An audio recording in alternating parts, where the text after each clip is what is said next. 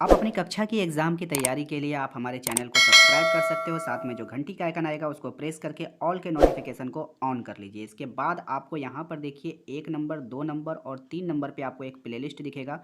इस प्लेलिस्ट पे आपको क्या करना है, क्लिक करना है। जैसे ही आप प्लेलिस्ट पे क्लिक करोगे, आपको आपके क्लास का यहाँ पे फ़ोल्डर मिलेगा। जैसे आप देख पा रहे हैं क्लास 10, क्लास 12, क्लास 9, क्लास 10, है ना? इसी प्रकार से आप क्लास 8 के स्टूडेंट्स हैं, 6 के हैं, 7 के, सभी का फ़ोल्डर अलग-अलग बना हुआ है। तो आप लोग प्लेलिस्ट पे जाओ, इस प्लेलिस्ट पे जाकर के आप अपने एग्ज़ाम का प्रिपरेशन करो। Thank you. हेलो दोस्तों, स्वागत है आप सभी का अपने यूट्यूब चैनल जैकपुर पे। आज के इस वीडियोस में हम लोग क्लास 8 का सोशल साइंस यानी सामाजिक विज्ञान का सेट 1 करने वाले हैं और ये सवाल काफ़ी इम्पोर्टेंट होगा आपके फाइनल एग्ज़ाम के लिए। तो चलिए स्टार्ट करते हैं। सभी सवाल आप लोगों का ऑब्जेक्टिव है। जैसा कि आप लोगों को पता चल चुका है कि आप लोगों का जो फाइनल एग्ज़ाम होने वाला है वो ऑब्जेक्टिव में होगा और पूरे बुक से होगा, यानी कहीं से भी आपसे क्वेश्चन पूछा जा सकता है। तो हमारे चैनल पे आपके लिए एक विशेष प्रकार की तैयारी चलाई जा रही है, तो आप हमारे चैनल के साथ जुड़ जाएं ताकि आप लोग अच्छे से प्रिपरेशन कर पाओ। और अच्छे से प्रिपरेशन करने के लिए आपको करना क्या होगा, आपको हमारे चैनल को सब्सक्राइब करना होगा, घंटी के बेल आइकन को प्रेस करना होगा ताकि हर एक वीडियो का नोटिफिकेशन जो है आपके मोबाइल पर जाता रहे। तो चलिए स्टार्ट करते हैं। अब देखिए, आपके पास जो पहला सवाल है आपके स्क्रीन पर, सबसे पहला सवाल आप ध्यान से देखो। इतिहास में किसका महत्व होता है, ये आपका क्वेश्चन है। ठीक है। ऑप्शन है आपका राजाओं का, जो इतिहास में राजा हुआ करता था। देशों का, जो देश होता है जैसे हमारा हिंदुस्तान है, पाकिस्तान है, श्रीलंका है, अमेरिका है, बांग्लादेश है, ये सब देश कहलाता है। उसके बाद होता है तिथियों का, यानी तारीख जो होता है, जो डेट होता है। उसके बाद होता है नॉन ऑफ दीज। नॉट का मतलब होता है नन ऑफ दीज, यानी जब आपका कोई भी आंसर समझ में ना आए तो आप नन ऑफ दीज मार सकते हो, यानी इसका मतलब होता है कि दिए गए ऑप्शन में से कोई भी आपका जवाब नहीं है।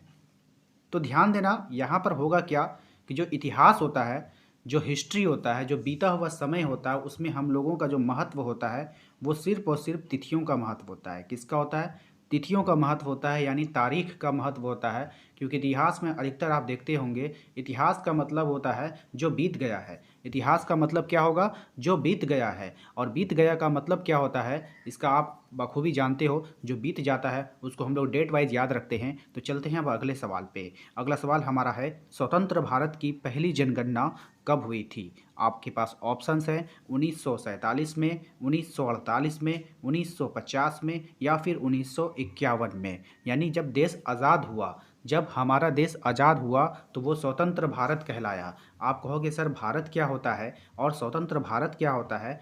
तो भारत हमारे देश का नाम है। भारत हमारे देश का नाम है और स्वतंत्र भारत का मतलब है आज़ाद भारत। स्वतंत्र भारत का मतलब क्या होगा? आज़ाद भारत। और आज़ाद भारत में जब हम लोगों ने अंग्रेज़ों को मार पीट करके यहाँ से भगा दिया, अंग्रेज़ जब हमारे देश से चले गए तो हमारा देश क्या हो गया? आज़ाद हो गया। अब आज़ाद होने के बाद हमारे देश के नेताओं ने सोचा, हमारे देश के नेताओं ने सोचा क्यों ना एक जनगणना कराया जाए। जनगणना का मतलब हमें पता किया जाए कि कितने महिलाएं हैं देश में, कितने पुरुष हैं, कितने बच्चे हैं, कितने अमीर हैं, कितने गरीब हैं, कितने पढ़े लिखे हैं। बात समझ रहे हो? इस तरह से लोग जनगणना हुई। तो ये जो पहली जनगणना कब हुई थी, यही डेट आपको बताना है।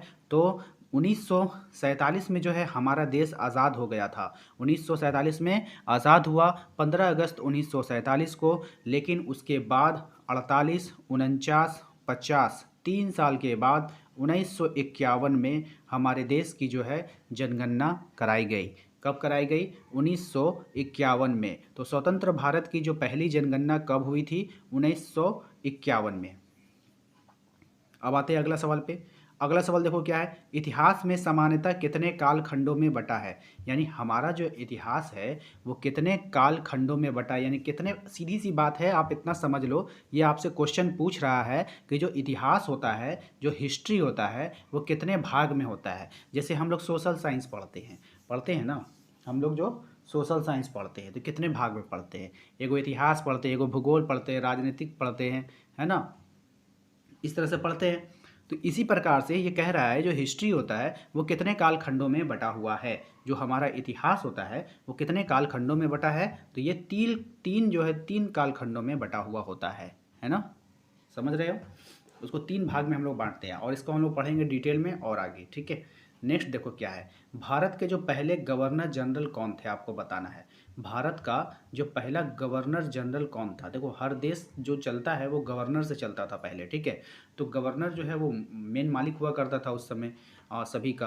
तो जो पहला गवर्नर जनरल बना था भारत का वो कौन था आपको बताना है। तो देखिए इसका जो सही जवाब हो जाएगा ऑप्शन नंबर बी हो जाएगा, ठीक है। Warren Hastings. कौन हो जाएगा? Warren Hastings. भारत के पहले जो गवर्नर जनरल थे कौन थे? वॉरेन हेस्टिंग्स थे। अगला सवाल देखिए क्या है। अगला सवाल है हमारा, कह रहा है कि अलग अलग समय पर होने वाले परिवर्तनों को कौन बतलाता है ना। परिवर्तनों को कौन बताएगा? अलग अलग समय पर जो क्या क्या परिवर्तन हुआ उसको कौन बताएगा? साइंस बताएगा? नहीं बताएगा। भूगोल बताएगा? नहीं बताएगा। कौन बताएगा? इतिहास बताएगा। कौन बताएगा? इतिहास बताएगा। क्योंकि इतिहास में ही हम लोग पढ़ते हैं जो बीत गया है, जो आने वाला जो ख़त्म हो चुका है उसको हम लोग किस में पढ़ते हैं? इतिहास में पढ़ते हैं। तो अलग अलग समय पर होने वाले परिवर्तनों को कौन बताता है? इतिहास बताता है। उम्मीद करते हैं कि आप लोगों को ये क्लास करने में अच्छा लग रहा होगा। देखिए क्लास करने में काफ़ी मेहनत लगती है, क्लास लगाने में मेहनत लगती है, आपके लिए वीडियोस बनाने में मेहनत लगती है। बस आप लोग एक काम करो, जल्दी से एक लाइक बटन दबा दो। आपको अंगूठे का जो ऊपर वाला निशान होता है उसको हम लोग लाइक कहते हैं, तो जल्दी से उसको प्रेस करके दबा दो, ठीक है ना। इस तरह से आप लोग देखोगे, इस तरह से अंगूठे का निशान वाला होगा, उसको आप लोग जल्दी से प्रेस कर दो, उसको लाइक कहते हैं। और शेयर करो, ठीक है। शेयर का ऑप्शन होगा, शेयर पे क्लिक करोगे, व्हाट्सअप दिखेगा, व्हाट्सअप में जाओगे तो आप अपने दोस्तों को वहाँ से भेज सकते हो, ठीक है ना। चलो, कह रहा है कि भारत का अंतिम वायसराय कौन था। तो भारत का जो अंतिम वायसराय था आपको बताना है। वायसराय कौन होता है? वायसराय का मतलब होता है एक अधिकारी होता है ना। जैसे हम लोग के आज यहाँ पर आप देखते हो ना, जैसे आप लोगों के ज़िला में एसपी होता है, डीसी होता है, उस प्रकार से पहले जो अंग्रेज़ों का क्या होता था? वायसराय भी होता था। तो वो कौन था? अंतिम, यानी कि अंतिम बताना है, लास्ट बताना है, ठीक है। तो लास्ट कौन था? Lord Mountbatten. Lord Mountbatten. अब इसको देखो, ये वाला याद कैसे रखेंगे आप लोग, कहीं कन्फ्यूज़न में ना पड़ जाओ कि एक बार आपने वॉरेन हेस्टिंग्स याद किया, एक बार आपने लॉर्ड माउंटबेटन याद किया। तो यहाँ पे ध्यान देना, अंतिम बोला है। अंतिम का मतलब है यानी कि आखिरी। तो आखिरी कब हुआ? जब हमने अंग्रेज़ों को क्या किया? खूब मार पिटाई की। और जब हमने उनकी मार पिटाई की तो उसका क्या हो गया? बटन टूट गया। क्या हो गया? बटन टूट गया। तो बटन से आपको याद आ जाएगा लॉर्ड माउंटबेटन, ठीक है। चलो नेक्स्ट क्या है? सरकारी दस्तावेज। क्या हो जाएगा? सरकारी दस्तावेज कहाँ रखे जाते हैं? सरकारी दस्तावेज कहाँ रखे जाते हैं? आपके पास ऑप्शंस है, कार्यालय में, अभिलेखागार में, पुस्तकालय में, या इनमें से कोई नहीं। जो सरकारी दस्तावेज होता है वो पुस्तकालय में नहीं रखा जाता है, ठीक है। कार्यालय में भी नहीं रखा जाता है। कहाँ रखा जाता है बताओ? जो सरकारी दस्तावेज होते हैं वो अभिलेखागार में रखा जाता है। कहाँ रखा जाता है? अभिलेखागार में। ऑप्शन नंबर बी इसका बिल्कुल सही जवाब हो जाएगा, ठीक है।